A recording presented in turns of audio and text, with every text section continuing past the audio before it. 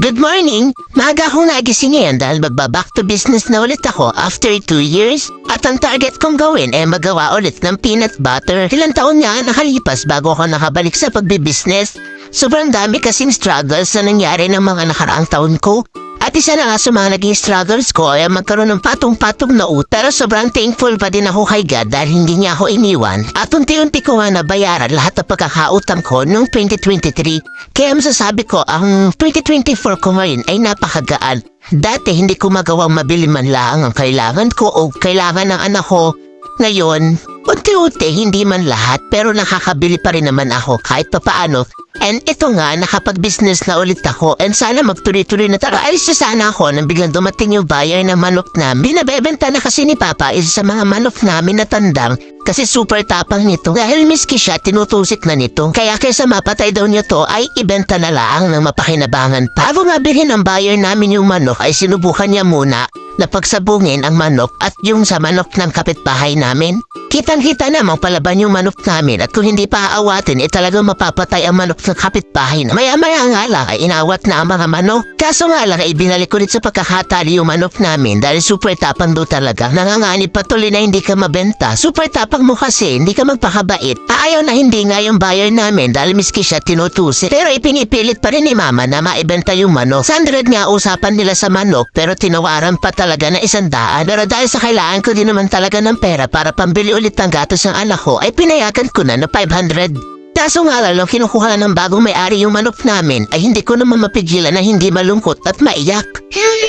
Wala na siya aming manok. Wala na yung manok namin isa. Hindi ako mananteto, wala iyak ako.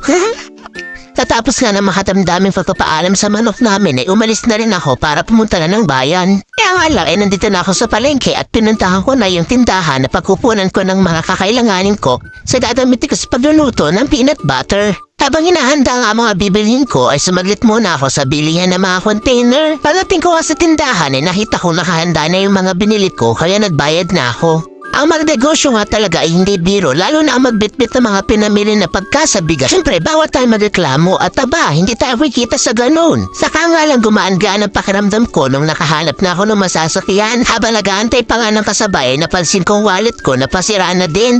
No ba yan? Pati ang wallet, bumibigay na rin. Gusto na rin akong iwan. Pagdating ko nga sa bahay, kadat ko na inihanda ang mga gagamitin ko sa pagluluto ng peanut butter. Hindi na nga ako nagpahinga dahil sayang pa rin ang oras. 2 kilo nga lulutuin kong manik. Kaya naman ang ginamit kong mantika ay 1 litro. Hindi pa nga masyadong mainit ang mantika pero nilagay ko na ang mani para hindi naman to kaagad masunog.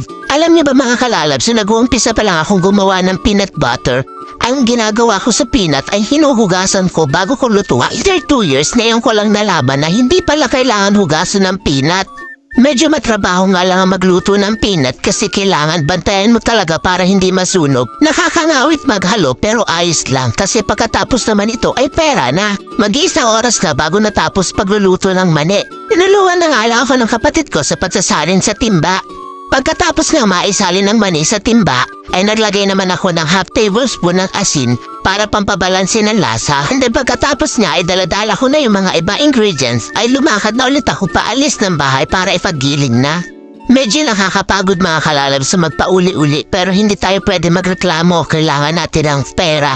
At ito na nga mga kalalabs, nandito na ako sa pagilingan ng mani at hahatulan na ang ating mani para maging peanut butter. Kaya na nga mga kalalabs, yung kaninang mani lang ay nagiging peanut butter na. Oh my gosh! At ito na nga pagkatapos magiling at gawin ng peanut butter ang mani natin kanina, ayahin na naman ako pa uwi. Pagdaan nga namin dito sa City Hall ay nakita ko yung malaking puso na nasa unahan. Days to go na nga lang pala ay mag-uundas na. Hey, magpa-Valentine's na. Pagdating ko nga sa bahay ay hindi na ako nagpatumpik-tumpik pa at pinaglalagay ko na ang peanut butter sa grapon. Medyo maingat nga ako magsali ng peanut butter sa grapon dahil natatakot ako na matapon. Medyo matrabaho din magsali ng peanut butter sa grapon pero bawal nga magreklamo, diba? At sayang, pera yan.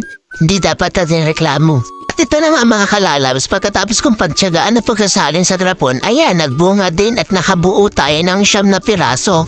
Kaso nakakalungkot nga lang mga kalalabs kasi ang pa-order ko 11, Ang nabuo nga lang ay siya, hindi rin nga ako nakapagtira ng para sa amin kaya iyan ang ginagawa ng anak ko para makatikim pa rin siya ng peanut butter na nagawa ko. Ito nga mga kalalabs, ituturo ko sa inyo tips para makapag-serve pa rin tayo ng peanut butter kahit hindi tayo gumamit ng sealer. Kailangan lang natin mga kalalabs para mapag-serve tayo ng peanut butter ay yung usok na nanggagaling sa takore. Kaya nga mga kalalabs, sana nakatulong.